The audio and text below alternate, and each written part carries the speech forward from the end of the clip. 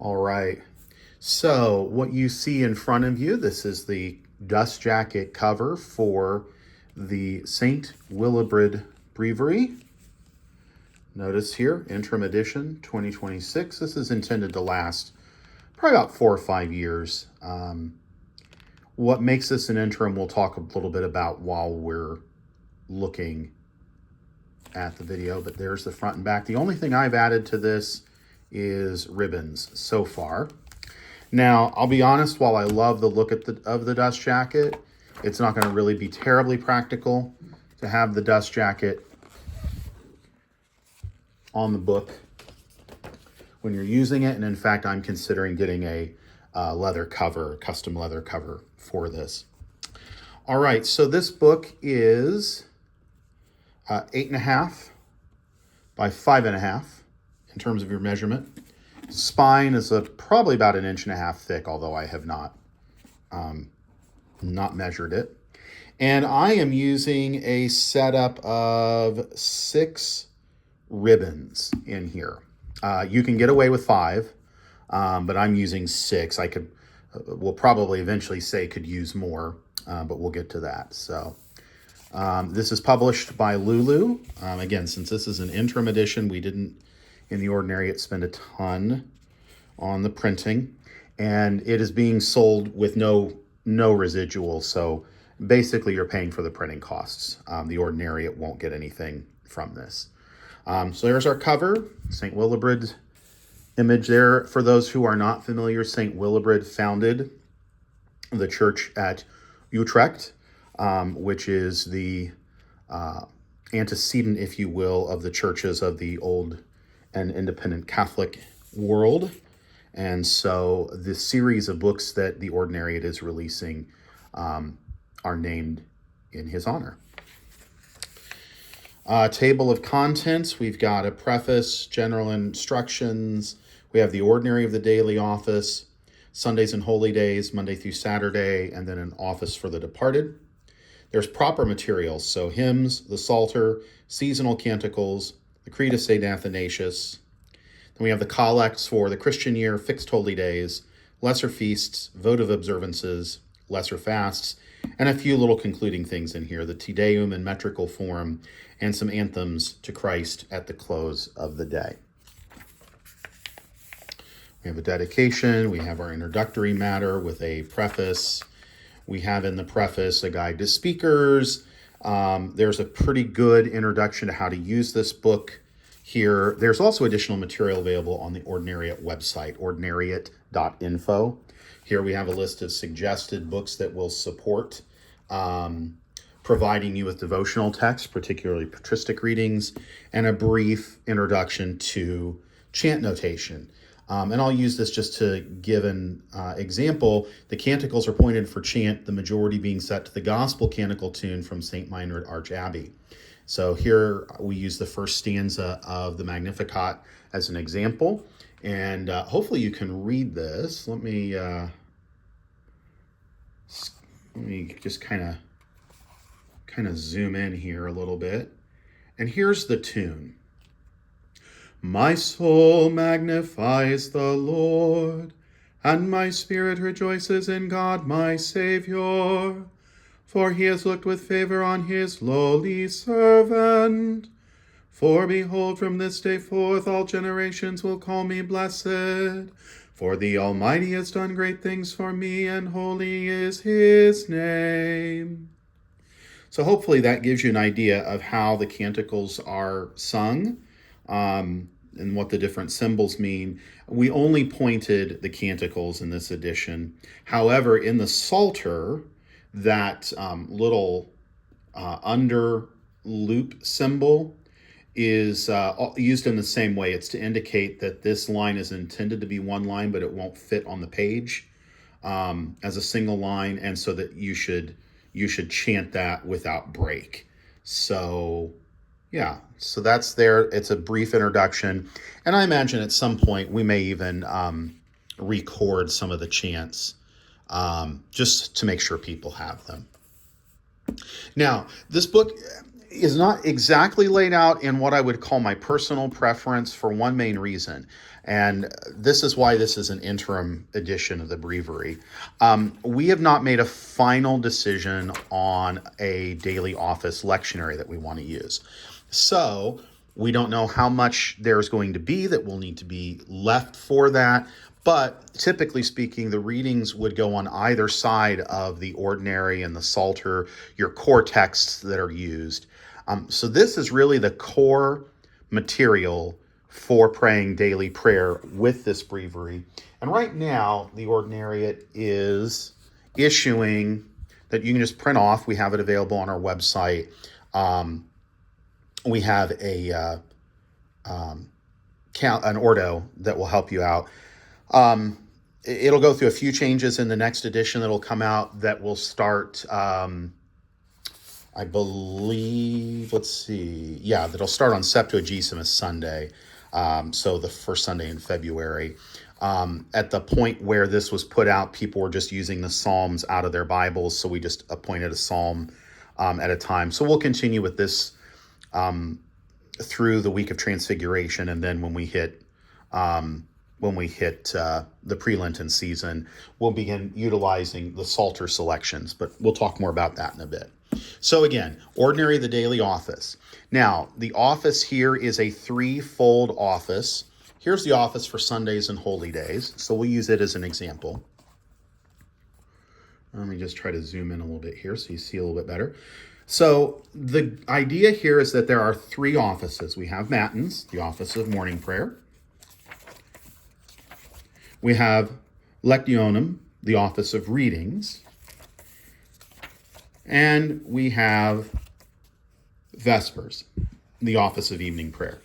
This is designed for clergy and lay people who are working, for whom maybe one core office a day where we get deep scriptural encounter is the most appropriate, but that will still allow us to sanctify those hinges of morning and evening. And so Matins is intended to be prayed in the morning. You'll notice there's an introduction. There is a hymn appointed for each day of the week, and a rubric allows that to be substituted out. You can use your own hymnal. You can use the hymns that are provided in this book. There is then a 2-week series through the rest of the week. On this, there's a Sunday and a holy day option, but of short snippets from the Psalms. Again, remember, this office is not intended to be lengthy. You can lengthen it. You can choose, for example, if you want to do all of Psalm 95, or in this instance, all of Psalm 100 is here, but if you wanted to do a different psalmody, you could do so, but you don't have to. This is provided here as a simple psalter to precede the reading. You have here readings that run you from Advent through All Hallows Tide and Saints' Days. So you've got plenty of different reading options that are here for you. These are brief readings in the spirit that say the Roman Breviary offers them. You'll notice in Trinity Tide, you would alternate in odd weeks and in even weeks. Song of Zechariah, the Canticle Benedictus, as you notice here, fully pointed. Kyrie, Lord's Prayer. And we have a collect of the hour. You could add the collect of the day as well. You could add any other number of prayers that you wanted to. We then have an act of consecration, which harkens back to the great commandment, loving the Lord our God with all our heart, soul, mind, and strength, and loving our neighbor as ourselves. So after that prayer for the hour, we consecrate ourselves to the day, and then we, in the words of John, transition to a blessing upon the day and our departure into the work or the experiences that are ahead. Lectionem, the office of readings. This is going to feel very much like traditional Anglican morning or evening prayer in some respects. We begin with the preces, a hymn. And again, the hymns are provided through here on a 1-week cycle, and there are additional hymns in the back that you can use to on a seasonal basis or for other purposes instead of what is here. We then have the psalmody. So at this point, lectionum is the office that really involves the most flipping. So for lectionum, well, actually, let me show you. So here's the rationale of how the book is set up. So let's say you don't want to do the hymn, Splendor of the Father's Light, that is here, okay? Sorry, that is my marker for where I'm at today, and that's why that page does not look right. Here we go. So we're in the Christmas season as I'm recording this. Maybe you want to do Christe Redemptor Hominum. So you just flip there. It's the first ribbon after the ribbon for the ordinary, the weekly round of the offices, all right? So you'd sub that out. Your next ribbon, then, as you go here to the psalmody, you have your Psalter portion. So here, Psalter portion 12 is Psalms 32, 33, 34. You see that laid out for you. We'll talk a little bit more about the Psalter later. And then you would come back and conclude with the Gloria Patri. First reading, it's pretty self-explanatory. Here's the standard canticle. It is a condensed version of the canticle of the three young men. But there are then seasonal canticles that are here that are proper. So you would flip ahead now to the next ribbon, and there's Christmas and Advent. So in this instance, a Song of the Wilderness from Isaiah 35 is the Christmas canticle. So that takes care of that. And then you're back here to where you're at in your office for the moment. Second reading. Then you have Profession of Faith. We provide the Apostles' and Nicene creeds here. And then there's a rubric that in 2 specific weeks of the year, portions of the Athanasian Creed are used. And those are provided in the back. There's a space for devotional reading or sermon. This is where I tend to read my patristics. And then we go into the prayers. You omit the salutation in private recitation, solitary recitation, Kyrie, Lord's Prayer, and then the suffrages. And the suffrages here vary from day to day to day to day to day. In the final edition, there will be a possibility then to go and break up the Great Litany into sections that you could then use here from day to day to day to day. Collect of the Day comes after the suffrages. Then there's a second collect we provide here for Sundays, for Advent, for Lent, and for Holy Days. So these are the traditional seasonal collects that you might be familiar with if you're familiar with the Book of Common Prayer tradition. And the third collect for grace. Then we have the conclusion, a Song of the Church, the Te Deum Laudamus. There is also provided in the back a metrical version of this hymn. If you would prefer to use that, it's intended for use in Christmas, Epiphany, Easter, Ascension, Pentecost, All Hallows, and on holy days. We have then a general thanksgiving, and there's a different general thanksgiving each day. 2 of them users of the Book of Common Prayer will recognize, and the others are new compositions in the spirit of the prayer book for this text. Prayer of St. John Chrysostom, omitted in solitary recitation, and then the closing benediction, and then the final line, the blessing, the scriptural blessing, differs from day to day to day. Vespers follows the pattern that morning prayer followed, that Matins followed earlier. You again have your 2 choices. You've got reading options. You have Magnificat instead of the Benedictus. And then obviously the Collect of the Hour is different. Instead of an act of consecration, we have an act of confession. And then the Nunc Dimittis forms a part of the concluding blessing in the conclusion. You simply then move on to Monday, and you continue this way through the book. So again, let's see here. Tomorrow will be Tuesday. I've already prayed Vespers for tonight. So tomorrow morning I'll get up and I'll have a choice. I can pray or I can use this particular hymn, or I can choose a hymn back here. Then because I keep the other office, I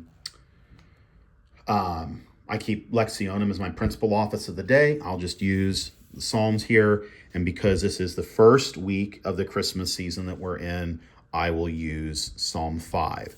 Next week, I'd use Psalm 19, odd, even, odd, even.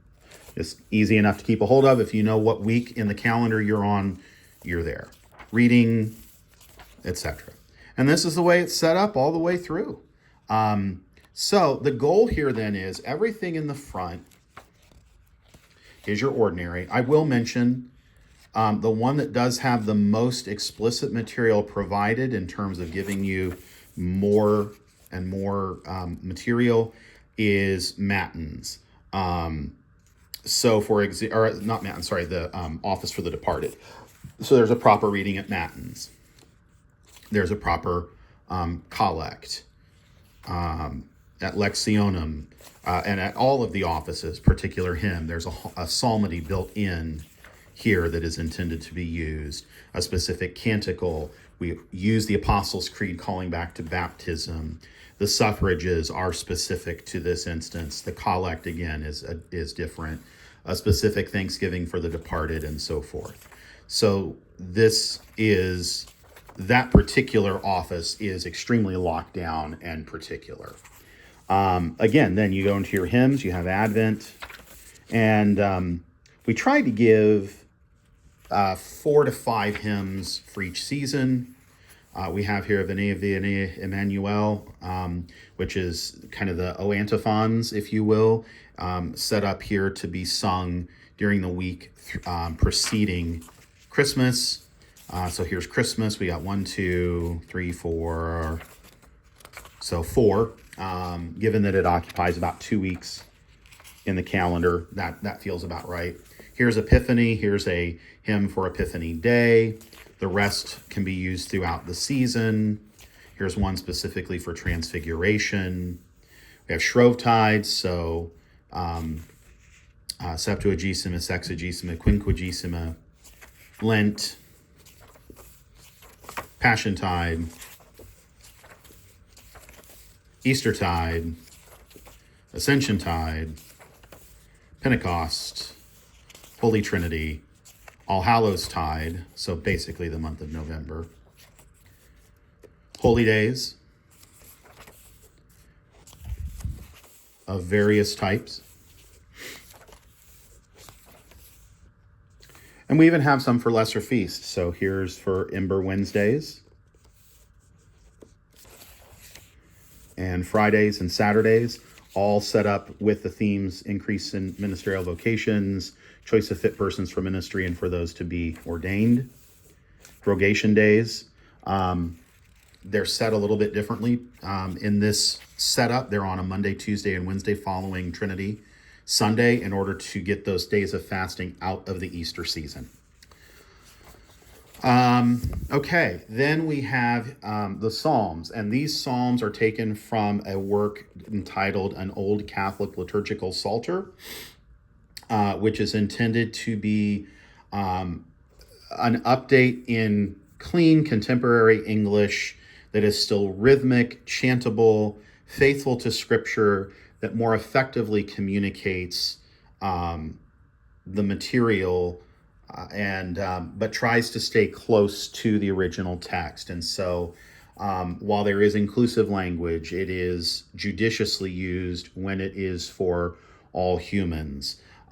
You'll find some turns of the phrase that previous Psalters, particularly the 1979 prayer book Psalter upon which this is based, may feel archaic or they have fallen out of use. We've tried to find ways to better communicate those things. And so some of the Psalms have will feel significantly different. Others you may not notice a huge difference between what is here and what is present in the 1979 Psalter. You'll see a little more use of the divine name of Yahweh, though there is a rubric that does permit you to omit that if that is not appropriate in your context, or if you have qualms You can switch out Adonai or just the Lord or O Lord, depending upon what makes the most sense there. It's more use of the word Yahweh or the divine name Yahweh than would have been in the 1979 prayer book Psalter, but it is less than, say, the Holman Christian Standard Bible or a publication like Psalms Anew that use Yahweh to avoid saying Lord.